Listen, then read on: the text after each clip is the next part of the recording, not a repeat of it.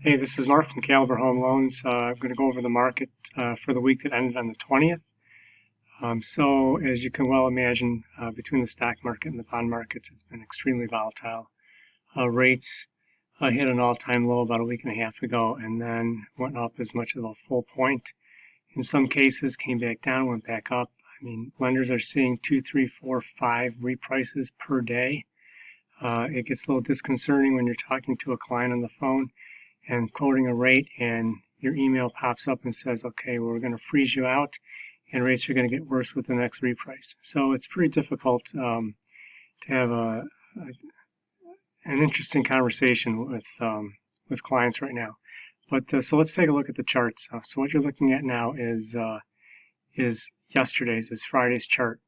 And we started out, it took a little bit, remember the pricing and the rates move in opposite directions. So the pricing took a little bit of dip towards the morning, and then the Fed came in and started buying massive amounts of mortgage-backed securities. And then we ended up actually better than we started by the end of the day. So yesterday was a good day, actually, all said. So let's look at the week. So you can see that until about Thursday, there was a slight decline. As we start here in Tuesday, the prices really start to decline, and rates are starting to go up. And then we get to Wednesday, and it just gets crazy. Thursday, we have these massive movements. Thursday was a mess in the market. We got repriced 6 times, sometimes for the better, sometimes for the worse. It's just a very difficult environment right now to quote a rate. What we're telling clients is to get the application in, let's get all the information in, let's get the documents, and we'll just wait for the target rate to pop up, because sometimes we have 20 minutes, a couple hours, and that rate might be gone. So we need to act quickly for the client's best interest. And so we saw these peaks here and here are where the Fed is buying mortgage-backed securities, and then again on Friday. This is Friday. So let's look at the last month. You can see, I mean, it's obvious that the prices fell off the cliff, and again, as bond prices go down, rates go up. Oh, sorry about that.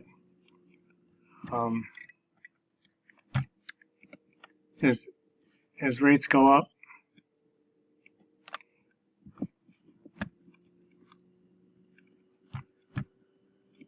hey, this is Mark from Caliber Home Loans. It's Saturday, the 21st. I'm going to wrap up the week from the 20th. So, as you well know, that the bond markets and stock markets have been in pretty much constant turmoil and volatility. So let's focus in on the bond market. What you're looking at today, what you're looking at right now, is Friday's graph. So remember, prices go down, rates go up. So after the open, prices started dropping, and that was pushing rates up a little bit. And then about 11:30, it kind of turned around and started to get better. The Fed came in and bought a ton of bonds, which pushes the price up and rates down. So this is good for the market. They're trying to stabilize the mortgage market and keep the real estate market industry moving. So let's look at the last week. This past week, you can see that we started very at the beginning that the price spiked up, which pushed rates down at the very beginning. This is an over case from the previous Friday. That was that weekend that we hit the all-time low. And then as prices came down, and then there's this 103 line that we tested, and it went over 103 here, 103 here, and what they think, basically from the technical standpoint, if you can cross that boundary, a specific boundary 3 times and stay above it, then you could go higher. But this just wasn't the case. There wasn't enough momentum. There just aren't enough buyers in the bond market. They're not interested. The risk to mortgage-backed securities is going up as investors are concerned that people are going to be able to make their mortgage payments, and as the government steps in and does different things to allow people not to make their mortgage payment for a few months. So while that's great for consumers, for bond investors, it's not very good and increases their risk. And whenever the risk goes up, you want a higher return, which pushes yields up. So as you see that as the week progressed, the price drops. There was a spike that was a bond buying from the Fed. And then there was an announcement for the administration, and nobody really liked it, so prices dropped like a rock, which pushed rates up. Then it came back up, went back down, came back up, went back down. And then on Friday, things were pretty good towards the end of the day. So this is an ongoing. This is ongoing, and I don't expect the volatility to subside anytime soon. And it makes it very difficult for to have a conversation with a client. So if you've got clients, or if you're out there looking for a mortgage, and you get a quote, you need to call, and you're talking to 5 different lenders, you need to talk to 5 different lenders within a 10-minute time span, because in an hour those rates could be gone, and they can be gone by anywhere by an eighth or a half. It just depends on how much and how quickly the bond market is moving. And then, so for the past month, you can see as we get to Monday the 9th, we pretty much drop off. We start dropping off the cliff. It goes up, comes back down, extreme volatility. So as far as rates go, nobody really knows what's going to happen. We're in completely uncharted waters. If anybody can tell you what rates are going to be on Monday, I'd love to know what who that person is, and I want to talk to them so that I can retire.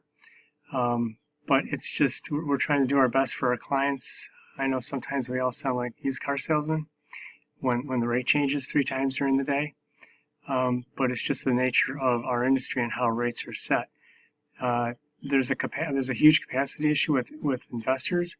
They just don't have the capacity. So even if bonds got appreciably better, I wouldn't expect rates to get really, really, really better, because we just can't handle the load.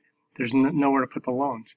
So I just equate this to, in this day and age, I equate it to, if you can only make 1,000 pallets of toilet paper a day, and you can sell 20,000 pallets of toilet paper a day, why would you drop your price?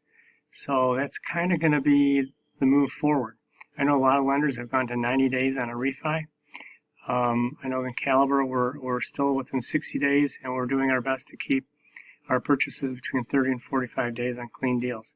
So anything I can help you with, any questions your clients have in the market, any questions you have in the market, give me a call, 248-705-8431. Thanks, and have a great weekend.